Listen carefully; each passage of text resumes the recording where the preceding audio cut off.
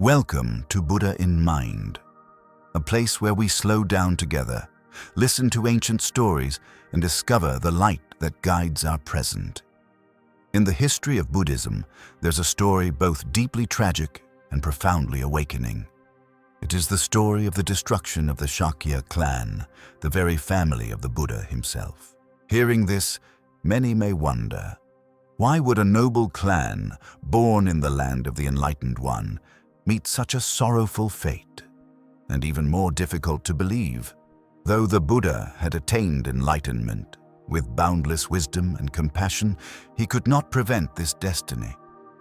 What caused such a catastrophe to unfold?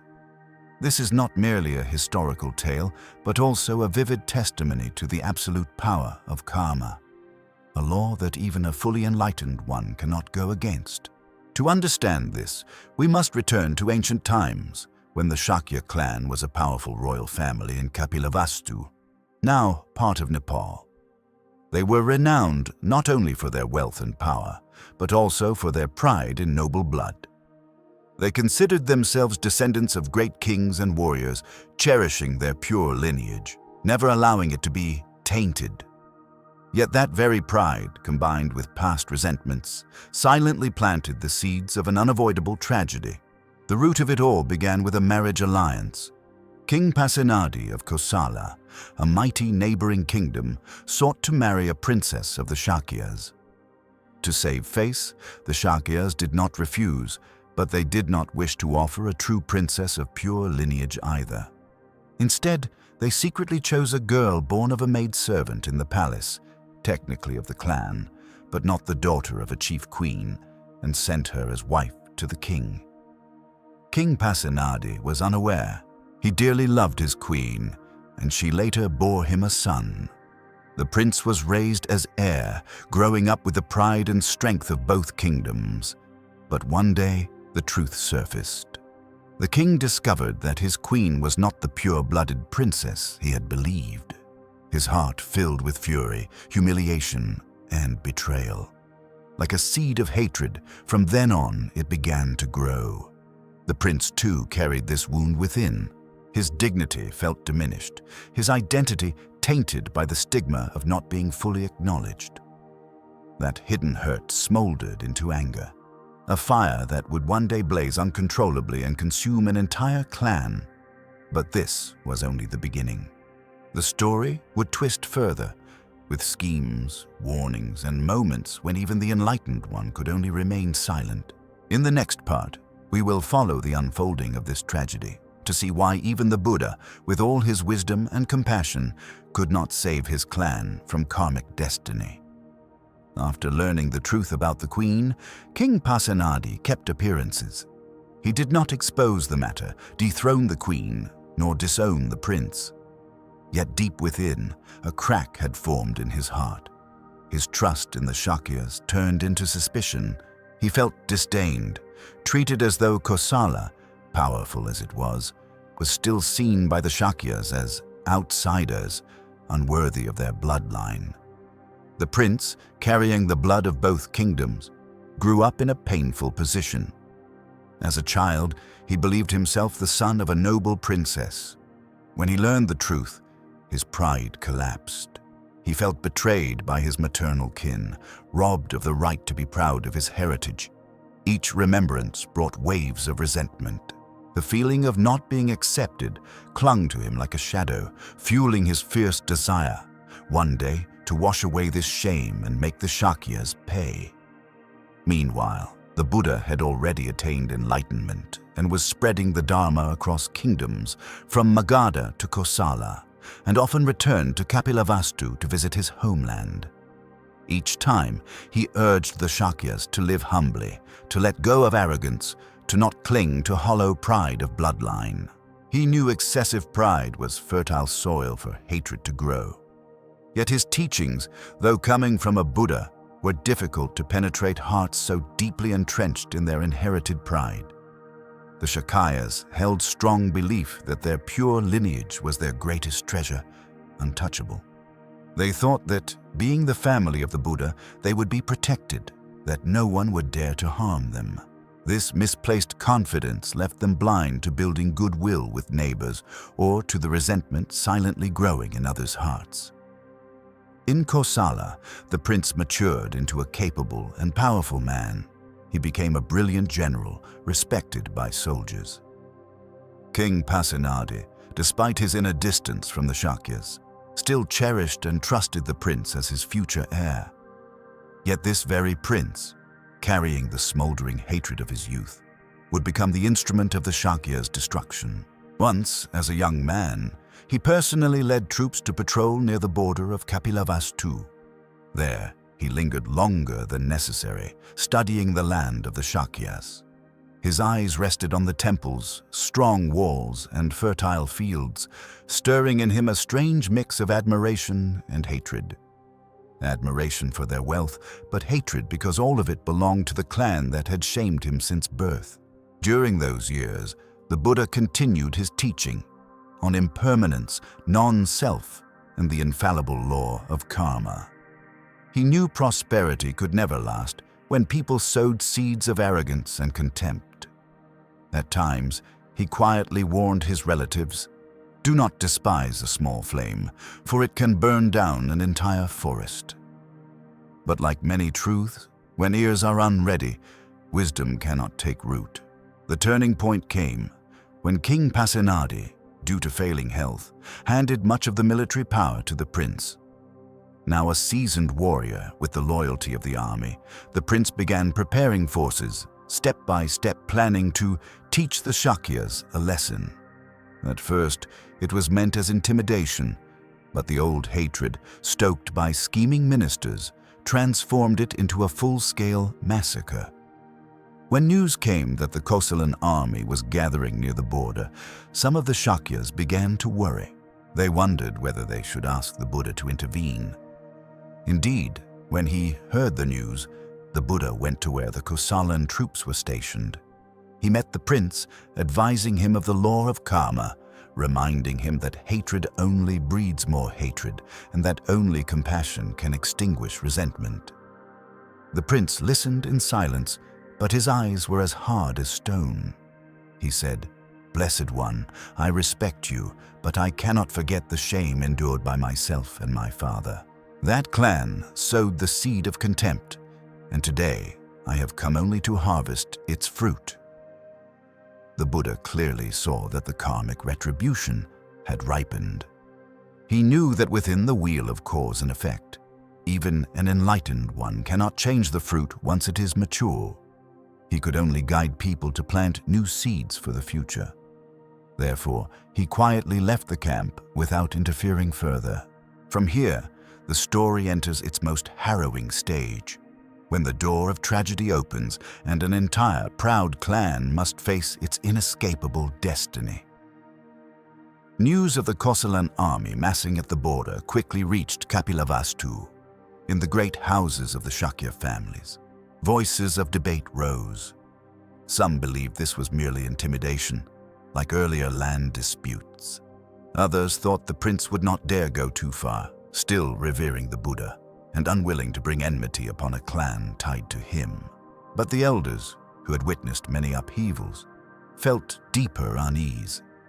They knew that once hatred takes root, reason rarely prevails, especially when military power is in the hands of a young man who had nursed resentment since childhood and now commanded loyal soldiers. In the palace, the Shakya elders held a secret council. Some proposed sending envoys for negotiation, others suggested seeking help from neighboring states, while some placed their hope in the Buddha's intervention. Yet there were also voices of arrogance, saying, "What can one prince do against a clan as illustrious as ours?" Such pride allowed the chance for reconciliation to slip away. The Buddha, upon hearing this, went 3 times to the prince's camp to dissuade him.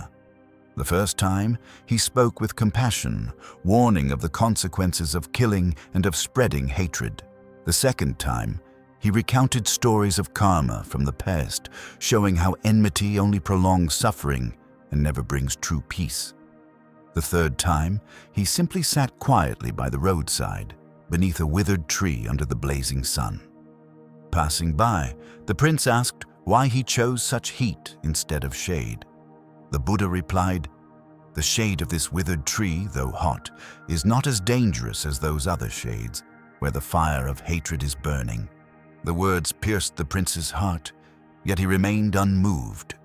To him, it was merely a metaphor, insufficient to quench the fire within. And then the day arrived. The Kosalan army marched, crossing the border straight toward Kapilavastu. War drums thundered, horses' hooves shook the earth. Panic spread among the people. Some fled with belongings, others sought places to hide. The Shakya warriors quickly assembled, donned armor, and took up weapons, ready to defend their city to the death. They trusted their strong walls and their knowledge of the terrain to drive the enemy back. But they did not know the opposing side had prepared carefully, with superior strategy and formation. The prince had spent years devising swift and decisive tactics, leaving no room for counterattack. When the two forces clashed, the battle raged fiercely. Swords clashed, bows strained, cries mingled with the fall of men, all blended into a tragic symphony of blood and fire. Brave as they fought, the Shakyas were quickly overwhelmed. Their spirit and terrain could not make up for the vast difference in force and strategy. Meanwhile, far from the battlefield, the Buddha sat in meditation. He knew the wheel of karma was turning, and once conditions had ripened, results must unfold. He did not interfere with the flow of cause and effect, for even infinite compassion cannot erase the fruit of seeds long planted. Some Shakyas came to the Buddha, begging him to save them, but he gently said, "What has been sown must be reaped. No one can reap the fruit for another. The only thing I can do is to teach you how to sow new seeds so that such tragedies will not repeat in the future." The battle did not last long. The Shakya forces collapsed, many captured, many slain on the spot. The prince ordered his men into the city, sparing no place. Blood stained the streets, cries of grief echoed everywhere. Kapilavastu, the pride of the Shakya clan, was drowning in fire and tears. But this was only the beginning of the calamity. What would come next when hatred remained unsatisfied and fury still unquenched? Kapilavastu had fallen. The gates were smashed, peaceful streets now filled with ashes and screams. Houses burned, rooftops collapsed, the air thick with the acrid stench of smoke and blood. Amidst the chaos, Kosalan soldiers searched every street and house for survivors, spreading fear like wildfire. The prince, leader of the conquest, rode into the city, his eyes cold as steel. Each step of his horse on stone streets brought back memories of his humiliation, learning he was never fully accepted as a true Shakya son. Seeing his mother's tears, hearing whispered scorn from his maternal kin. All returned, fueling the fire long smoldering in his heart. He did not seek only victory, he sought the erasure of an entire clan, so that the wound of shame would never rise again. His order was given, spare no adult, and thus fury became massacre. In the northern quarter, a group of Shakya warriors made their last stand in a great hall. They knew escape was impossible, yet fought desperately to protect the old, the women, and the children inside. Blades clashed endlessly until one by one they fell. Children were dragged away, the elderly knelt pleading, but the soldiers, blinded by orders and hatred, showed no mercy. In a moment, the courtyard was drenched in red. Elsewhere, an aged elder of the clan, frail and trembling, stood with his staff before a gate. Looking straight into the soldier's eyes, he said, "All of us must die, but remember this, those who sow the wind shall reap the storm. This day will return to you." His words made some soldiers hesitate, but the commander's shout drowned all hesitation. The grim news reached those hiding outside the city. A small group ran to where the Buddha was staying and described the horrors. Many wept, begging him to intervene. They believed that if the Buddha appeared, the prince would stop. But the Buddha remained serene, his voice soft as the wind. "Karmic fruit has ripened. When water is full, it overflows. When a tree is dry, it breaks. I cannot force a green fruit to ripen, nor turn a ripe fruit back to green. One senior disciple, witnessing this, was filled with sorrow and doubt. Later, when asked, the Buddha explained, "These calamities began many lifetimes ago. Today's destruction is the ripened result of seeds of hatred sown long in the past. If I were to intervene, I could only delay it, not erase it. And when the conditions meet, the fruit must still come forth." Inside the city, blood and tears had not ceased. The prince, passing through the great gate of the Shakya palace, did not slow. The throne was empty, walls once bright with banners now stained with soot and dust. He sat upon the throne as if claiming his spoils, but in his eyes was no joy of victory, only a cold void. For even with the Shakyas annihilated, the old wound in his heart remained. The blood of hundreds could not wash away the bitterness rooted within. Rage had reached its peak, but peace did not appear. That day, Kapilavastu was no longer Kapilavastu. The city was destroyed, its people slain, survivors scattered. The history of a once mighty clan closed in sorrow.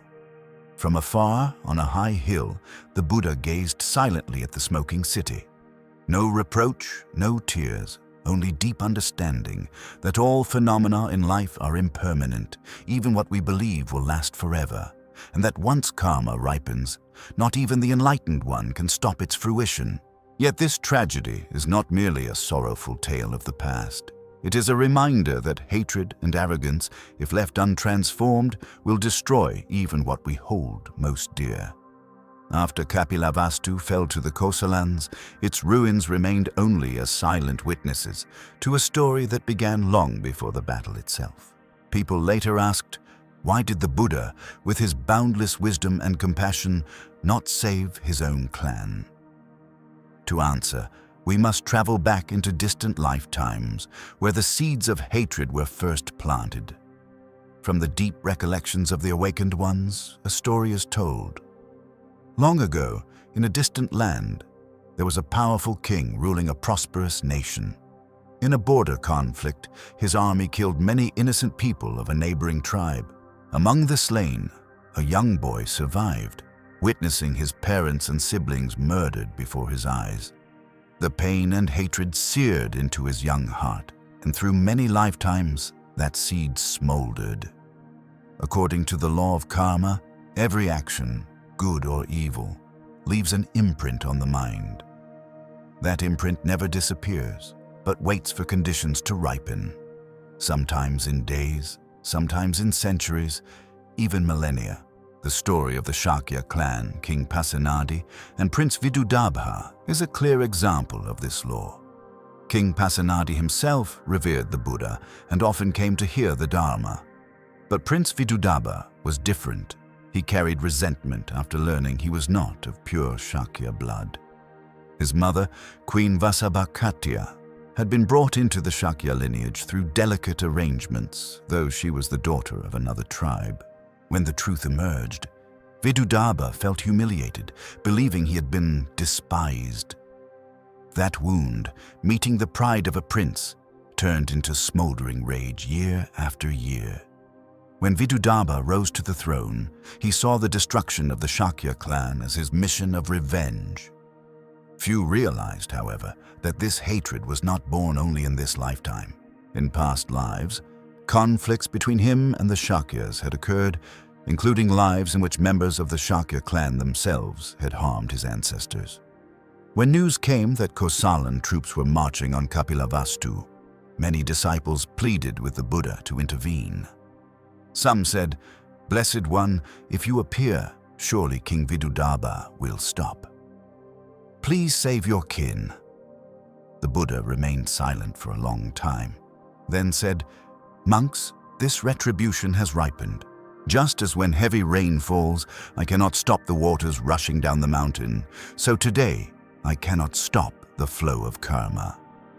He recounted that in ages past, when he himself was a king, some members of the Shakya clan had slaughtered an innocent tribe to seize land. The souls of the slain carried deep hatred, vowing revenge through many rebirths. In this life, they had gathered in Vidudabha's army. Karma had converged, the fruit had ripened. It could not be reversed. It is important to note that the Buddha was not without compassion for his clan. But with the wisdom of enlightenment, he knew that intervention by power or authority could only delay results. Like a ripe fruit placed in cold storage, it may last longer, but it will still decay. And when it does, the rot is worse. Indeed, once the Buddha used his miraculous power to avert Vidudabha's first attack. When the Kosalan army neared the city, he sat beneath a withered tree in the blazing sun. King Pasenadi, seeing him there, asked, "Blessed One, why sit here in the heat instead of in the cool shade?" The Buddha answered, "This tree is bound to my homeland. I sit here to remind that no matter the heat, I still give shelter to my people." Understanding, the king withdrew his army. But it was only a postponement. When the karmic conditions fully aligned, the massacre unfolded. This story reveals a harsh truth. There are things that, no matter our power, wisdom, or compassion, cannot be changed. For the law of karma spares no one, not even the enlightened. The Buddha could only show the way for people to plant wholesome seeds. He could not erase unwholesome seeds already sown unless those who planted them chose repentance and transformation themselves.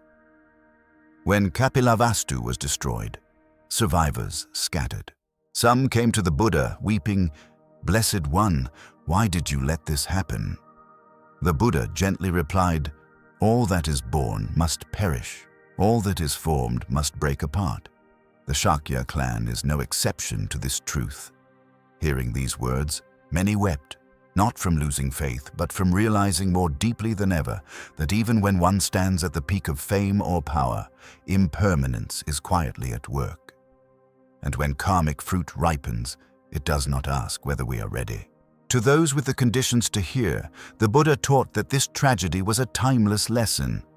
Cease planting unwholesome seeds, for once planted, those seeds will find a way to bear fruit, whether after days or after countless lifetimes. And once the fruit ripens, no one, not even a saint, can bear it in our place. That day, amidst devastation, one thing still shone: the Buddha's serenity. It was not indifference, but the wisdom that clearly saw the nature of life. He did not chase emotions to fight what could not be fought. Instead, he used this very event as a living sermon so that those with the right conditions could recognize the truths of impermanence, suffering, and non-self. After the Kosalan army withdrew, Kapilavastu was nothing but ashes and the sound of wind through ruins. Streets once lively were now deserted, littered with broken weapons, charred doors, and smoke lingering in the air. The sky itself seemed in mourning. Survivors emerged from hiding with vacant eyes, walking without knowing where to go. Among them were monks of Shakya descent. Quietly, they gathered the bodies, laying them properly by the roadside for cremation.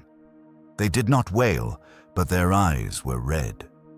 Perhaps they understood impermanence, but the heart and the mind do not always walk together. The news quickly reached the Buddha.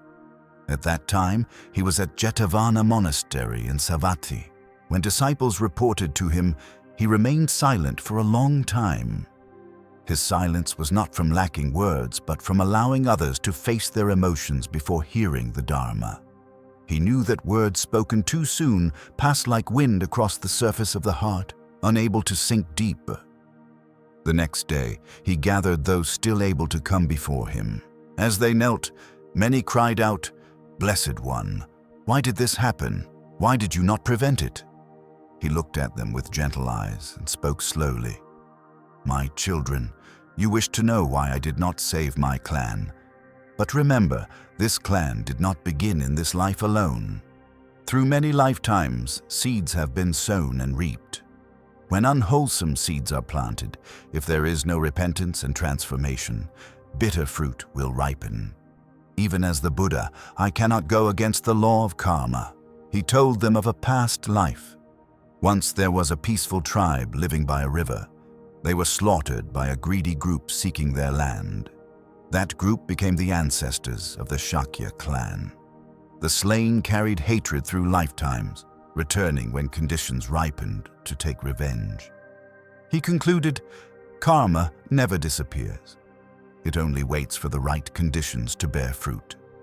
No one, not even the Tathagata, can erase the fruit of another if that person does not transform themselves.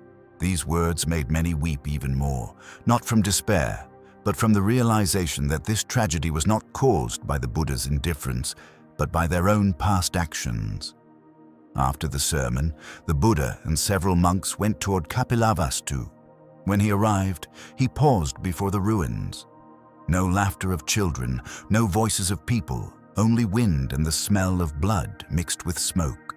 He walked silently through the shattered homes, picking up a half-burnt cloth, feeling more deeply the impermanence before his eyes. Some monks asked, "Blessed One, what should we do now?" He replied, "First, help the survivors.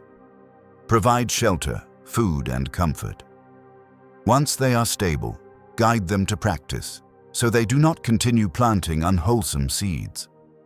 Remember, if nothing changes, old karma will repeat, and suffering will continue." So for many days, monks and lay followers built simple shelters outside the city, cared for the wounded, and buried the dead. At night, they gathered around the Buddha to hear the Dharma, as if finding a lamp in the darkness. One night, as the moonlight shone on the temporary huts, the Buddha taught impermanence and non-self. You see, yesterday there were houses, fields, and loved ones. Today, all is different. This change did not begin today. It has been happening every moment. We simply fail to notice. When you see impermanence clearly, you no longer cling so tightly, even to this body. And when you no longer cling, suffering lightens. He paused, then continued. Just like this body, this clan, the self you believe in, all are only temporary combinations of many conditions. When the conditions end, they must dissolve. Understanding non-self, you will harbor less resentment and less fear. These teachings did not erase pain instantly, but they planted new seeds. Seeds of acceptance and wisdom. Some began to realize that clinging to hatred would only continue the cycle of the past. To stop it, they must let go. In the month that followed, Kapilavastu became an empty land with only scattered survivors. Many young people left in search of new lives, carrying both memories and the Buddha's teachings. They told their children not only of the tragedy, but also of its deep causes, reminding them, "Do not plant bad seeds, lest one day they return." The Buddha did not remain in Kapilavastu long. When all was settled, he departed, continuing his mission of teaching. Yet in many later sermons, he referred to this event as an example, reminding disciples that the law of karma is absolute, and that death and loss are not the greatest fear. The greatest fear is continuing to live while planting unwholesome seeds, repeating suffering life after life. In the Buddha's vision, the tragedy of his clan was not only their loss, it was a universal reminder for all humanity. Whoever sees it will learn to live differently, more gently, more compassionately, and more mindful of every thought, word, and deed. When he walked away from Kapilavastu, the Buddha did not look back, not because he was unfeeling, but because he knew all that needed to be done there was complete, and all that needed to be said had been spoken. The road ahead was still long, with countless beings lost in ignorance and suffering awaiting his guidance. Even so, the story of the Shakya clan's destruction was one the Buddha often recalled in his later discourses. Whenever someone asked about karma, cause and effect, or when anyone harbored resentment, he would retell this tragedy as a warning. He would begin in a warm, steady voice. "My children, listen to the story of the Tathagata's own clan." And he told it not to stir sorrow, but to show that the law of karma operates naturally, without favoritism, sparing no one, not even the family of a Buddha. One day, while teaching in Savat, a young man stepped forward, knelt, and said with trembling voice and tearful eyes, "Blessed One, my father was killed in a land dispute. I only want revenge. But I heard the story of your clan, so I came to ask for guidance. What should I do to ease this hatred in my heart?" The Buddha looked into his eyes and asked, "If you take revenge, what will the family of the other man do?" "They will take revenge in return." "And then, where will this cycle end?" The young man fell silent. "Do you see? Hatred cannot be ended by hatred. Only love and wisdom can end hatred. Just as fire dies when there is no fuel, so too hatred dies when you do not feed it." He reminded, the clan of the Tathagata once sowed unwholesome seeds, and when the fruit ripened, none could escape. But if you stop now and sow no more evil seeds, you will not reap the same suffering in the future. That is the deepest form of revenge, breaking the cycle of karma. These words moved the young man to tears, and many in the assembly sat in deep reflection, asking themselves what kind of seeds they were sowing for their own future. Time passed, and Kapilavastu remained a wasteland. Survivors scattered far and wide, carrying the tale of their homeland's fall. Some became lay supporters, devoting the rest of their lives to good deeds. Others renounced the world, seeking refuge in the Sangha, finding peace in the Dharma. The Buddha never said what happened was right or wrong in worldly terms. He simply revealed causes, nature, and the path beyond suffering. He taught that if we want a different result, we must sow different seeds. More importantly, we must be mindful of the seeds we plant in every thought, word, and deed. He once told his disciples, "Look upon this place. A city may vanish, a clan may perish, a body may decay. But what you learn, understand, and live by in the Dharma, this will not vanish. It will follow you, not only in this life, but in lives to come." One summer evening, as the last rays of sunlight gilded the trees of Jetavana Monastery, a young monk asked, "Blessed One, if all is impermanent, without self, and ruled by karma, does our practice truly change anything? Or will everything still unfold as already destined?" The Buddha smiled and replied, "Monk, nothing is fixed like a verdict already sealed. Karma is the meeting of many causes and conditions. When you practice, you plant new seeds, more wholesome ones. These can lighten old karma or create new blessings in the future. Like rowing a boat upstream, if you let go, you drift with the current. But if you row with awareness, you can go in another direction." He concluded, "It is mindfulness and practice that change the course of your life." Thus, the destruction of the Shakya clan is not merely a historical tragedy. It is a mirror for every person, every family, every community. It reminds us that no one stands outside the law of karma, and it teaches that instead of waiting for fruit to ripen and then suffering it, we can begin today to plant wholesome seeds so that tomorrow brings peace and joy. Years later, after the Buddha entered Nirvana, his disciples continued to retell the story of Kapilavastu as part of the Dharma. They told it not to mourn the past, but to awaken people in the present. For in the end, everything, whether sorrow or happiness, becomes past in a moment. What remains is how we live today. If you are listening to this story now, pause and look within yourself, in your relationships, in your decisions. What seeds are you planting? Are you carrying seeds of hatred, greed, or selfishness? And if so, do you have the courage to stop and to replace them with compassion and wisdom? As the Buddha taught, no one saves us but ourselves. No one can and no one should. We ourselves must walk the path. And that path, if walked with clarity and love, will lead us out of every cycle of suffering, no matter how dark our past has been. Thank you for listening to the end. If you found this story meaningful, please like and subscribe so together we may plant seeds of mindfulness for many more.